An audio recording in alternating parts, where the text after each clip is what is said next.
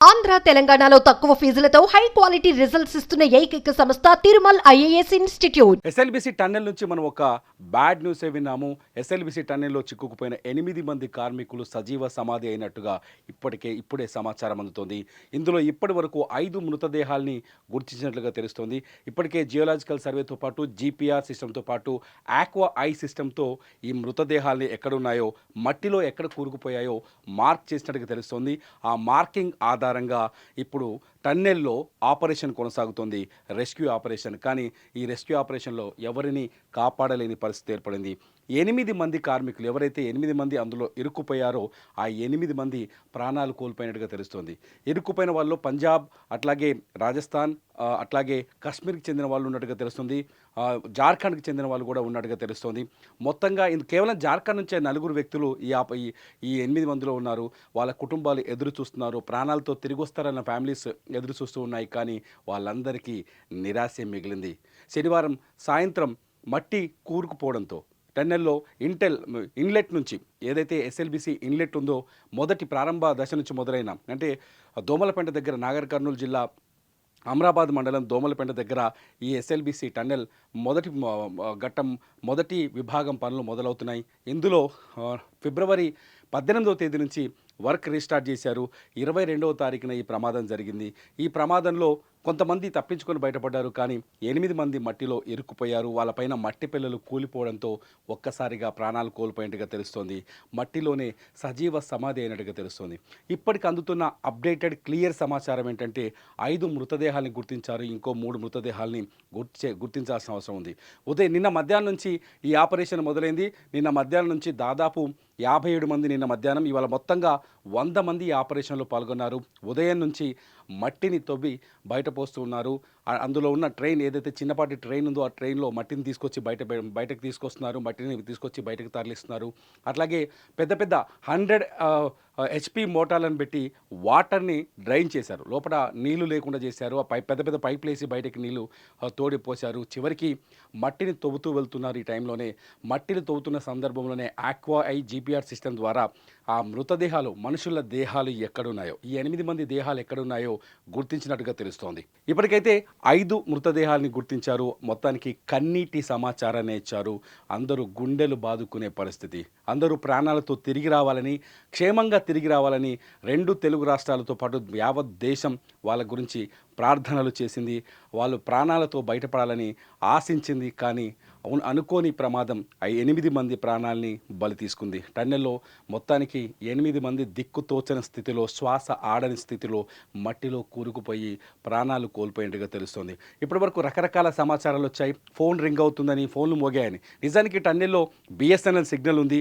BSNL signal ఆధారంగానే NDRF బృందాలు కావచ్చు, లేకపోతే నేవీ బృందాలు కావచ్చు, లేకపోతే హైడ్రా వాళ్ళు కావచ్చు, కొత్తగా ఇవాళ సింగరేణి కార్మికులు, సింగరేణి నుంచి కూడా టీమ్స్ని తీసుకొచ్చారు. సింగరేణి టీమ్స్ కావచ్చు, బిఎస్ఎల్ సిగ్నల్ ద్వారా లోపలికి వెళ్ళి అక్కడి నుంచి సమాచారం మార్పిడి చేస్తూ ఆపరేషన్ ముందు కొనసాగించారు.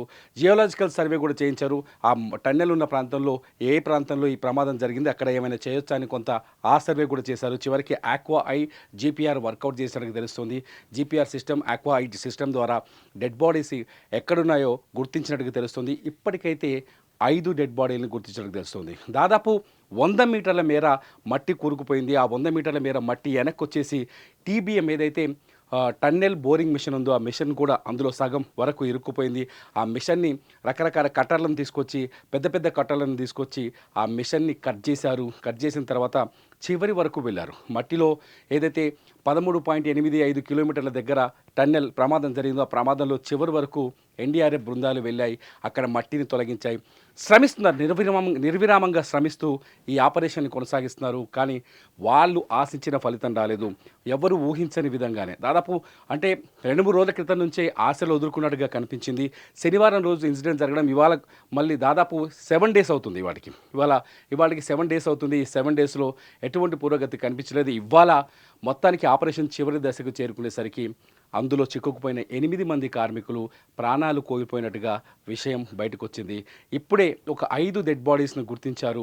మిగతా 3 డెడ్ బాడీస్ను గుర్తించాల్సిన అవసరం ఉంది. ఇప్పటికి కూడా అక్కడి బీతావాహ పరిస్థితి, బీతావాహ వాతావరణం కనిపిస్తుంది. టన్నెల్లో ఉన్న వాళ్ళు ఎవరైతే ఆపరేషన్లో పాల్గొన్నారో వాళ్ళు కూడా చాలా బాధతో ఉన్నారు. నేను అక్కడికి వెళ్ళినప్పుడు చూస్తుంటే చాలా బాధాతప్త హృదయంతో ఉన్నారు. వాళ్ళు బతికి రావాలని ఆశించారు. ఎవరైతే ర్యాట్ హోల్ మైనర్స్ ఉన్నారో వాళ్ళని తీసుకొచ్చారు. ర్యాట్ హోల్ మైనర్స్ బురద ఎక్కువగా ఉండడంతో లోపలికి చొచ్చుకోలేకపోయారు. ర్యాట్ హోల్ మైనర్స్ కూడా వాళ్ళని ఐడెంటిఫై చేయలేకపోయారు. స్నిపర్ డాగ్స్ని తీసుకొచ్చారు. స్నిపర్ డాగ్స్ కూడా వాళ్ళని ఐడెంటిఫై చేయలేకపోయారు. 3 రోజులుగా ప్లానింగ్ అంతా జరుగుతుంది. ఆ మట్టిని ఎలా తొలగించాలని ఆలోచిస్తూ చివరికి వాటర్ని డ్రై చేసి, ఎందుకంటే పైనుంచి టన్నెల్ పైనుంచి వర్షంలా కురుస్తుంది కిందికి మట్టి, అట్లాగే వరదలా బయటకు వస్తుంది. అక్కడ గోతి తీసి అక్కడ నుంచి మోటార్ పంపులు పెట్టి వాటర్ని పైకి పంపించారు, బయటికి పంపించగలిగారు. చివరికి అక్కడ డ్రైన్ అయింది పరిస్థితి. ఆ డ్రైన్ అయిన పరిస్థితి నేపథ్యంలో సింగరేణి కార్మికులుగా, సింగరేణి టీమ్స్ కావచ్చు, వాళ్ళని తీసుకొచ్చేసి అక్కడ మట్టినంతా తవ్వి బయటకు తరలిస్తున్నారు. ఈ ఆపరేషన్ రేపు ఉదయం వరకు కొనసాగుతుంది అనుకున్నారు. కానీ కొన్ని గంటల వ్యవధిలోనే, ఆపరేషన్ చివరి దశకు చేరుకున్న కొన్ని గంటల వ్యవధిలోనే డెడ్ బాడీస్ని ఐడెంటిఫై చేశారు. 5 మృతదేహాలు దొరికినట్టుగా మనకు సమాచారం అవుతుంది. 5 మృతదేహాలు ఎవరెవరు ఇప్పటివరకు బయటపడ్డాయి, ఇంకా మిగిలిన దొరకని 3 ఎవరనేది కొంత ఆందోళనకరమైన వాతావరణం ఏర్పడింది. మొత్తానికి 8 మంది సజీవ సమాధి అయినట్టుగా మనకు అర్థమవుతుంది. ఆ 8 కుటుంబాలు ఇవాళ రోడ్డున పడ్డ పరిస్థితి. నిజంగా అక్కడికి వెళ్ళి చూసాం.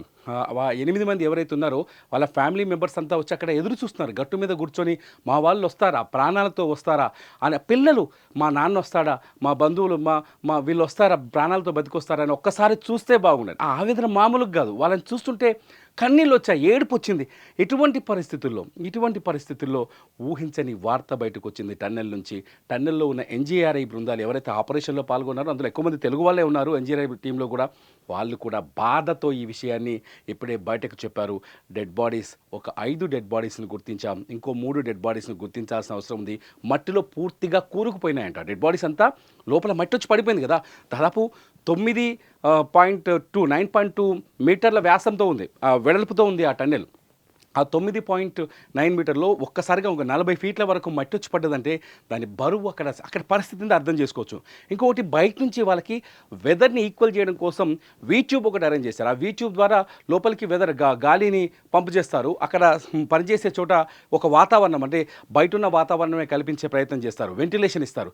కానీ ఆ పైప్ కూడా పగిలిపోయి విరిగిపోయింది. దాన్ని మళ్ళీ కొంత సెటరైట్ చేసినప్పటికీ కూడా వాళ్ళని కాపాడలేకపోయారు. వాళ్ళకి శ్వాస అందించడానికి కానీ రకరకాల ప్రయత్నాలు చేశారు, అన్ని రకాల ప్రయత్నాలు చేశారు. ఏ ప్రయత్నము ఫలించలేదు. ఆ మిషన్ టీఎంపీ ఏదైతే టీబీఎం ఉందో, టన్నెల్ బోరింగ్ మిషన్లో వాళ్ళు ఉంటారేమో, అందులో ఉంటే ప్రాణాలతో బయటపడతారేమో. గతంలో వయనాడులో చాలామంది మట్టి పొరల కింద పైకి చేతులు పెట్టి ఉండి కొంతమంది ప్రాణాలతో బయటపడ్డారు. అటువంటి సిచ్యువేషన్ ఇక్కడ జరుగుతుందేమని అందరూ ఆశించారు. కానీ ఊహించని వార్త ఇది, ఖచ్చితంగా మరణ వార్త. ఈ మరణ వార్తే మనకు తెలిసింది. ఇందులో 8 మంది సజీవ దహనమైనట్టుగా, సజీవంగా సమాధి అయిపోయినట్టుగా తెలుస్తోంది. మిగతా 3 మృతదేహాల కోసం వెతకడం తప్ప ఇంకా వేరే ఆశ ఏమీ కనిపించట్లేదు. 8 మంది ఇప్పటికైతే సజీవ సమాధి అయ్యారని తెలుస్తుంది. 5 మృతదేహాల్ని సిస్టమ్ ద్వారా, ఏదైతే ఆక్వా ఐ సిస్టమ్ ఉందో ఆ సిస్టమ్ ద్వారా, జీపీఆర్ సిస్టమ్ ద్వారా గుర్తించారు. ఆ 5 మృతదేహాల్ని తొలుత బయటకు తీసే ప్రయత్నం చేయబోతున్నారు. అక్కడ ఒక్కసారిగా కన్నీటి వాతావరణం ఏర్పడింది, బీతావాహ వాతావరణం ఏర్పడింది. ఒక విషయం చెప్పను, ఇక్కడ దేశవ్యాప్తంగా ఉన్న మీడియా ప్రతి ఒక్కరు అక్కడికి వచ్చారు. అక్కడికి వెళ్ళి చూసినప్పుడు తమిళనాడు మీడియా వచ్చింది, కర్ణాటక మీడియా వచ్చింది, హిందీ నుంచి నేషనల్ మీడియాలో ఉన్న ప్రతి ఒక్కరూ అక్కడికి వచ్చారు. ఏం జరుగుతుంది, వాళ్ళని ఎలా కాపాడతారంటూ అందరూ ఉత్కంఠ భరిత వాతావరణంలో ఎదురు చూస్తూ వచ్చారు. జేపీ గ్రూప్ అధినేత వచ్చారు, అక్కడ పరిస్థితిని దగ్గరుండి పరిశీలించారు. వాళ్ళు బతికితే చాలు, వాళ్ళు బతకాలి, వాళ్ళు ప్రాణాలతో బయటపడాలని అందరూ ఆశించారు. కానీ ఎవరి ఆశ ఫలించలేరు, ఎవరి ప్రార్థన ఫలించలేదు. టన్నెల్లో 8 మంది సజీవ సమాధి అయినట్టుగా మనకు అర్థమవుతుంది. 5 మృతదేహాలు అయితే గుర్తించారు, ఇంకో 3 మృతదేహాల్ని గుర్తించే అవకాశం కనిపిస్తుంది. ఇది ఇప్పటికున్న అప్డేట్. మొత్తానికైతే ఎవరైతే వాళ్ళ కుటుంబాలు బాధతో కన్నీటితో రోధిస్తున్నారో వాళ్ళకి సానుభూతి తెలపడం తప్ప ఇప్పుడు మనం ఏమీ చేయలేని పరిస్థితి ఏర్పడింది. మొత్తంగా చాలా రోజుల పాటు పెండింగ్లో ఉన్న ఎస్ఎల్బీసీ టన్నెల్ మొదటి భాగంలో పనులు ప్రారంభించారు. 4 రోజుల తర్వాత ఈ పనులు ప్రారంభమైనాయి. కానీ వాతావరణం కానీ భౌగోళిక పరిస్థితులు కానీ లోపల అనుకూలంగా లేకపోవడం వల్ల, మట్టి పిల్లలు ఒక్కసారిగా కూలిపోవడం వల్ల అనవసరంగా ఆ 8 మంది ఇవాళ బలైపోయారు. మొత్తంగా టన్నెల్ నిజంగా ఆ టన్నెల్ పూర్తయితే ఎంతోమందికి లబ్ధి చేకూరుతుంది. కొన్ని లక్షల ఎకరాలకి సాగునీరు అందుతుంది. హైదరాబాద్‌కి తాగునీరు అందుతుంది. చాలా దూరదృష్టితో మొదలుపెట్టిన ఈ ప్రాజెక్టులో ఊహించని ఈ ఉపద్రవం అందరికీ తీరని బాధని మిగిల్చింది.